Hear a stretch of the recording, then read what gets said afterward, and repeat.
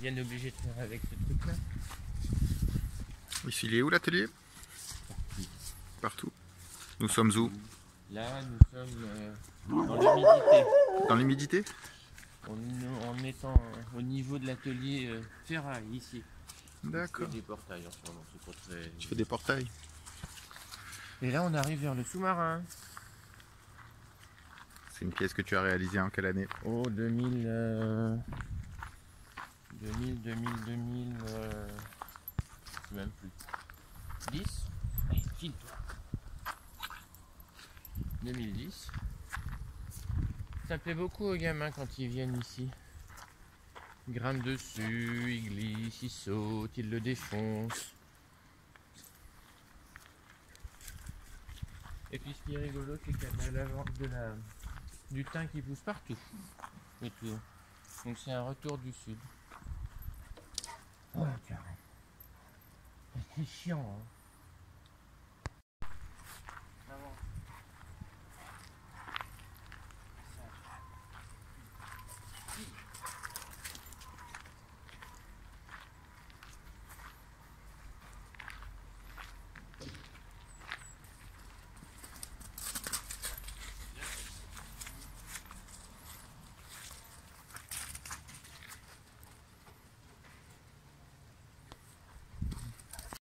Bon là c'est pas exactement une salle d'atelier, mais bon on fait rien dedans, ça sert d'atelier aussi.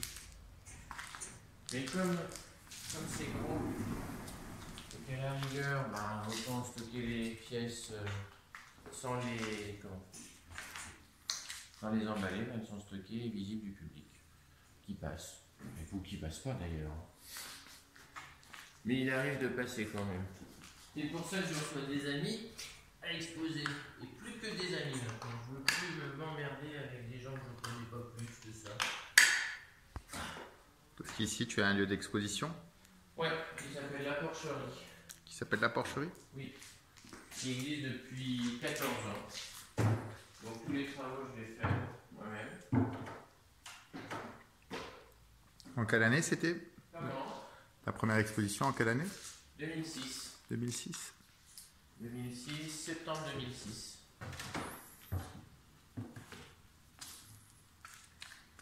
Et là, au moins, les chiens viennent pas.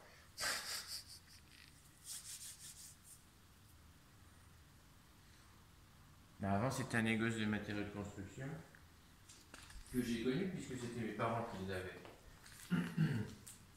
Et donc là, il y a du Joris Brantuas d'ailleurs sur les murs. Et donc tous ces lieux-là, je les ai connus remplis de tout un tas de choses, de laine de verre, de parpaing, de tout ce qu'on veut.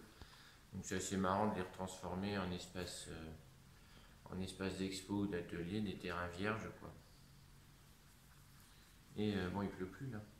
Puis le risque des mouettes. Le risque des mouettes? C'est une nouvelle pièce. D'accord. Donc voilà. Là, c'était en fait, pour la petite histoire des cochons, c'était le lieu où les cochons étaient déchargés et rechargés pour aller aux abattoirs. C'était l'espèce de concentration, puis c'était chargé par là où on est passé, là, par les 3-4 marches. Là, on va aller voir plus loin. D'accord. Non? Les pièces, elles sont là parce qu'elles sont sorties de mon chapeau. Et puis après... Les peintures ici sont sorties de ton chapeau? Oui. Ah bon? Mais comme la bétonnière, hein, comme quoi il y a de la place dans le chapeau. Fais voir. Attends, on va faire un truc. Elles sortent de là? Ben oui. D'accord. Bon, mais j'en ai un plus épais l'hiver. Hein. Ah bon? Ah oui, plus Tu as solide, plusieurs chapeaux? Plusieurs chapeaux. D'accord. Plusieurs casquettes. Donc... C'est vrai? Non, mais les pièces, elles ont le mérite d'exister parce qu'elles sont produites, mais sinon, ce sont des idées et des lignes, des pages écrites dans un process de réflexion. Mais ça, je pense que tous les artistes sont un peu comme ça. Je suppose, donc... Quel type de réflexion alors? Oh, des réflexions ou comment dire, on emmène des choses un peu drôles, un peu légères, mais nourries de beaucoup de symbolisme. Quel type de symbole? Hein? Quel type de symbole? Je sais pas moi, là-bas par exemple, il y a des troncs d'arbres creusés avec des labyrinthes religieux, le contraste entre le labyrinthe et le religieux. Initialement, la religion faisait.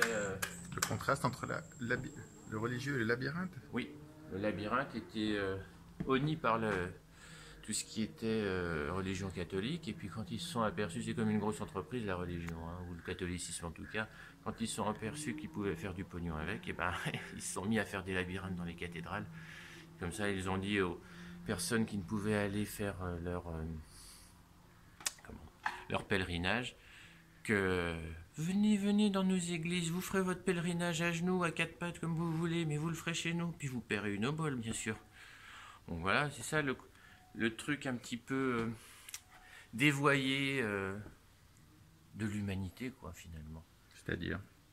De jouer sur la crédulité des autres par l'idée d'un symbole qui était, pour le labyrinthe, je reviens là-dessus, qui n'était pas du tout bien perçu à l'époque médiévale par la religion catholique. Et puis il y a tout un tas d'autres trucs, les casques militaires qui sont transformés en casques de paix, mais qui finalement retranspirent d'images barbares. Enfin bon, il y a plein de choses comme ça. Je m'amuse. D'où sortez-vous votre moustache? Ah, de mon chapeau aussi. Ah bon? Ah bon? Ma moustache, elle vient de mon arrière-grand-père, qui était un tailleur de costumes. D'ailleurs, on a encore sa machine à coudre. Et voilà. C'est mon côté... la moustache, c'est mon côté passéiste, peut-être. Passéiste? Oui, j'aime bien avoir un regard sur le passé. De toute manière, c'est bien d'avoir un regard sur le passé, je crois. Pour savoir ce qui a été fait, ce qui a existé, et puis aller de l'avant. Alors, je ne sais pas si je vais bien de l'avant, hein, mais... Je préfère avoir un espace comme ça, un peu brut de décoffrage, qu'un espace trop vierge, trop blanc, trop maculé, trop immaculé. Là, je le préfère maculé, en fait. Deux crottes d'albatros, vu la taille. Et là, on est en présence d'une exposition dans ces espaces qui étaient avant mes ateliers. Parce qu'en fait, j'avais divisé tout pour avoir un atelier dessin, un atelier peinture, un atelier sculpture, un atelier non pas un atelier, un rangement bordel surtout. Et finalement, petit à petit, de cet espace à l'étage, j'ai réduit pour arriver à une salle qui est en bas, un petit espace qui est en bas. Et donc maintenant, je présente des artistes, surtout des amis, ce que je disais tout à l'heure. Et là, c'est encore du GNB, du Joris Brantuas, qui j'espère a pris beaucoup de plaisir à faire cette exposition et à présenter ses travaux dans la porcherie. Oui, je crois que oui. Il y a la présentation dans d'autres vidéos, mais c'était pas forcément le sujet de celle-ci. Non, je sais bien, mais on est au milieu. On va pas dire, ah bah tiens, j'ai refait une peinture sur les murs, sauf que les ouvriers ont décalé l'étoile, c'est con. C'est vrai? N'ont pas compris mes desiderata colorimétriques. C'est pas toi qui peins les murs en blanc? Ah non, je le fais faire par des petits Chinois. Mais non. Non, en fait, il y avait une partie des murs qui était blanchie. Et donc ceux-là, je les ai reblanchis alors, à la chaux, mais surtout à la barbouille blanche. Et puis après, le reste, le mur qui est derrière, c'est un mur qui n'est pas blanc, mais qui est gris très très clair, pour neutraliser un peu ce trop blanc à un moment donné. Et puis sinon, les murs sont bruts de chez brut. Hein. Le sol, c'est brique, et puis toute la ligne d'ici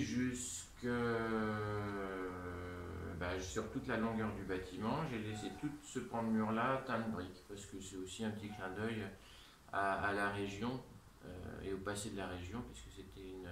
Nous sommes où? On est à Ménétreux-le-Pitois, à côté de Vénarel-les-Laumes. Et en fait, cette région-là, c'était une région qui produisait beaucoup de briques et de tuiles surtout. Et c'est pour ça que j'ai voulu conserver un peu ces éléments apparents. Et puis c'est aussi pour ça que le nom La Porcherie se termine par un E rouge. C'est pas pour le sang versé du porc dans l'arène, c'est surtout pour la couleur brique qui était présente et qui est consécutive à la construction de tous les bâtiments locaux. D'accord. Là, le bâtiment, il date de 1897 et il est plus des trois quarts en briques. Tous les murs, même tous les sols sont en briques.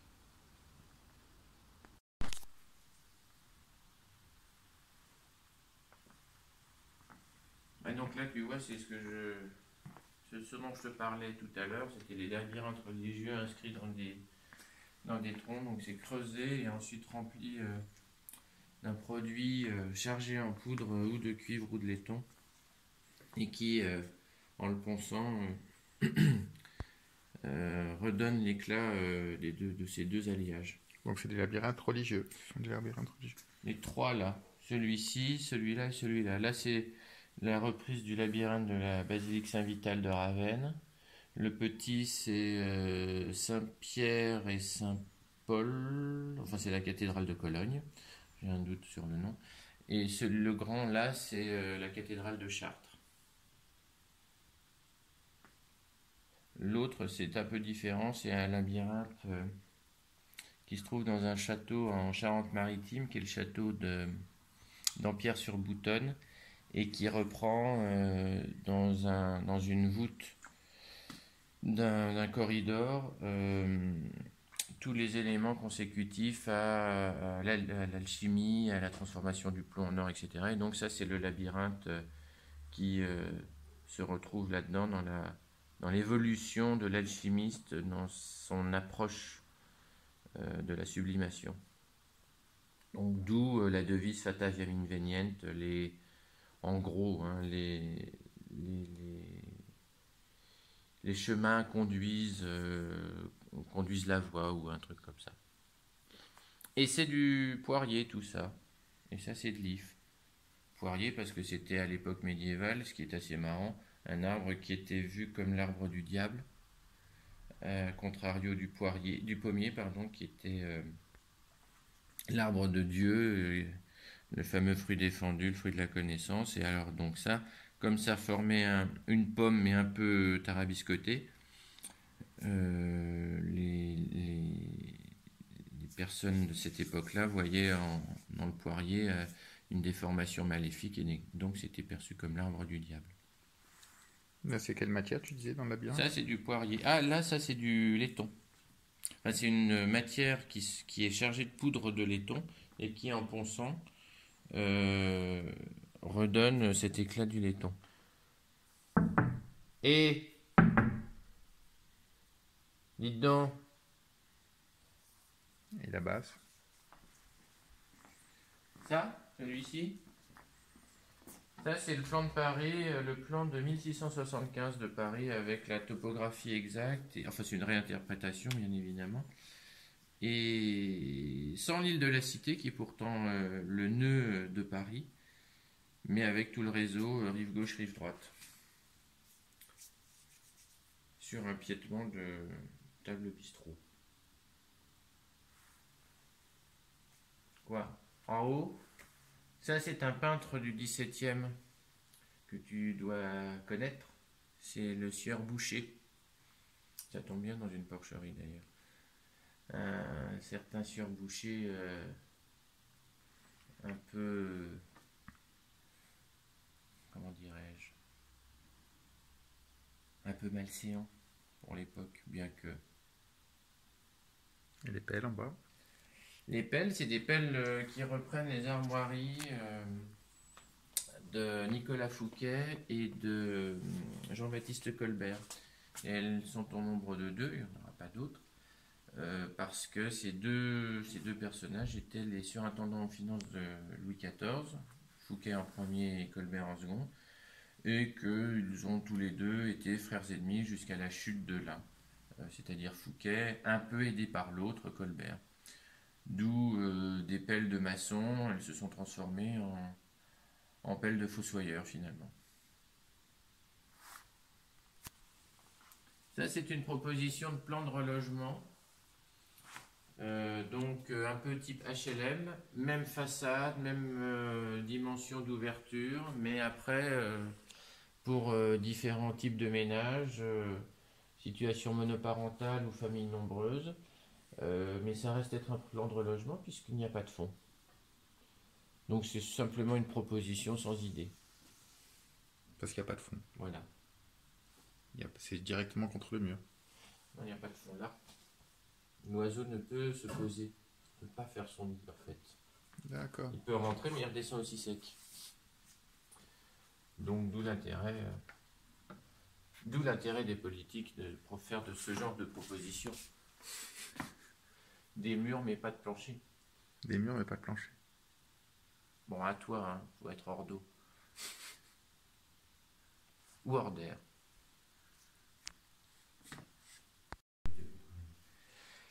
Ça, ça fait partie des dernières pièces. C'est la topographie du bureau. En fait, c'est un bureau d'époque fin 19e. J'ai un bureau d'écriture. Et comme tout bureau en bois, enfin, pas forcément comme tout bureau, mais en tout cas comme tout bureau constitué de bois, il y a des nœuds qui existent. Et en fait, de ces nœuds, j'ai fait leur élévation. C'est-à-dire que chaque forme reprend la forme exacte des nœuds sur le plateau. Et chaque cerne constituant les nœuds, en définissant une hauteur de chaque cerne, j'ai fait l'élévation. Donc c'est la réelle topographie du plateau.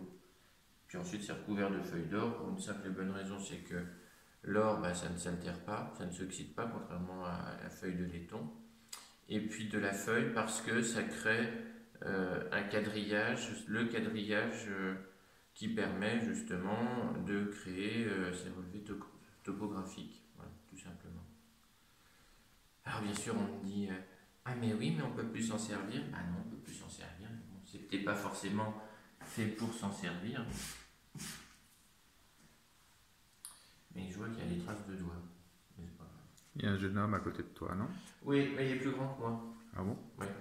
C'est l'ombre portée qui m'a donné quelques centimètres en plus. Et quand je suis absent ici, je le mets en vitrine, comme ça on a l'impression que je suis toujours là.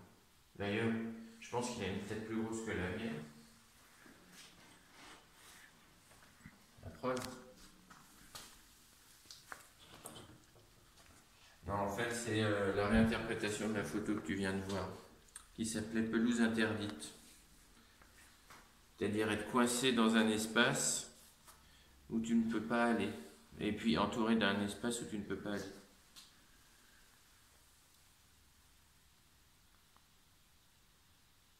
Sur la pancarte, il y a écrit pelouse interdite. Et oui, c'est le titre de la pièce, hein, je ne peux pas aller plus loin. Hein.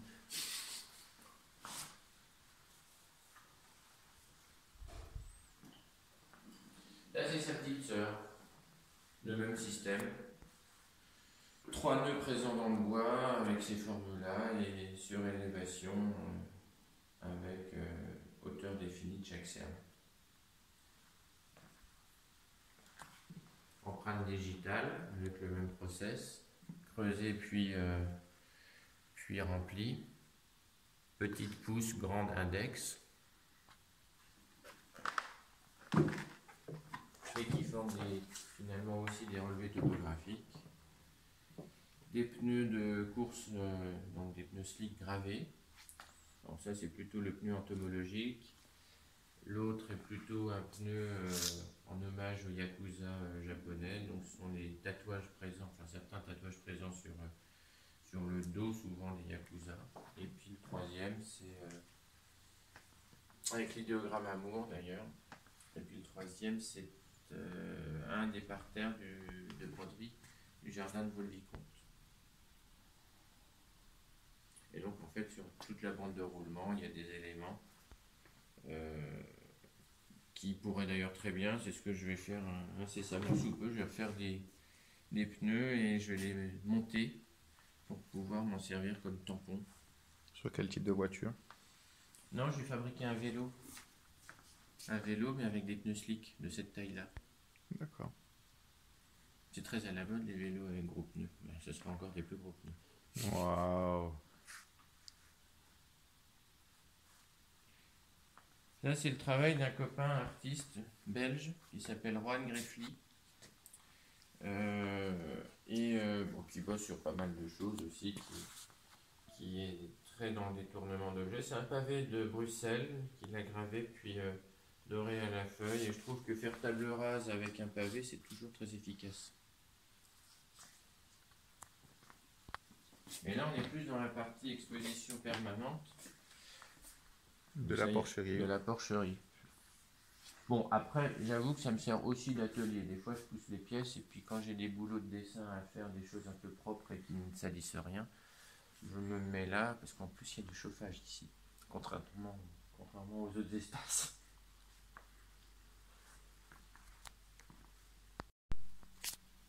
Le temps qu'il est là, c'est quand tu étais à Nîmes, tu as fait les Beaux-Arts à Nîmes, c'est ça l'école Les d'art? Beaux-Arts à Nîmes, effectivement. En même temps que toi, à peu près. Hein.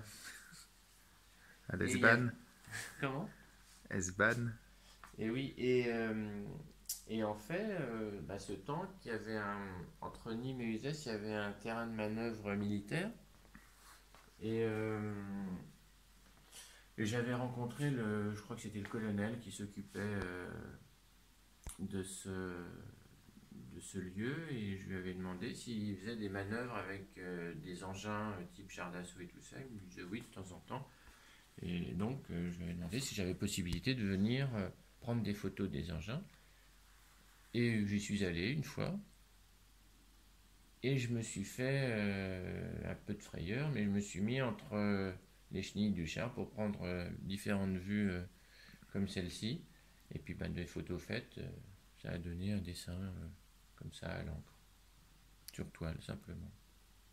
Mais c'était surtout le process pour avoir le dessin qui me bottait le plus. Le rendu finalement, c'est l'exécution finale, mais tout le cheminement pour produire, je trouvais que c'était assez drôle. Alors les casques, les casques, sauf les deux plus clairs au fond, qui sont aussi de cet ami Juan Greffly, les six là en triangle sont des casques qui ont tous une histoire, c'est-à-dire que les trois premiers sont des casques militaires français de la guerre d'Algérie. Donc les boss, s'ils en ont, c'est dû à la guerre d'Algérie. Ceux du dessus, il y en a un qui est de de la Première Guerre mondiale, le modèle Adrian, celui-ci. Et à côté, et celui aussi encore au-dessus, sont deux casques de CRS qui ont été utilisés durant mai 68. Donc ils ont tous leur propre histoire, leur propre couleur de base. Et puis ensuite, ils se retrouvent pacifiés avec cette couleur de l'armée de la paix des Nations Unies. Mais malgré tout, par rapport à leur propre histoire, retranscrire un petit peu les exactions qu'ils ont pu avoir, c'est-à-dire pour les militaires des choses un peu violentes qui se lisent au travers du focus du massacre des innocents de Poussin ici, du Saturne dévorant son fils de Rubens, ou alors de l'enlèvement des Sabines de David, même pour le casque de la Première Guerre mondiale du David portant la tête de Goliath du Caravage. Et puis après des choses un peu plus populaires mais tout aussi violentes comme les lutteurs de Courbet ou alors le focus de la foule dans le portement de la croix de Jérôme Bosch. Donc voilà, en gros chasser le naturel et rien au galop, tout simplement.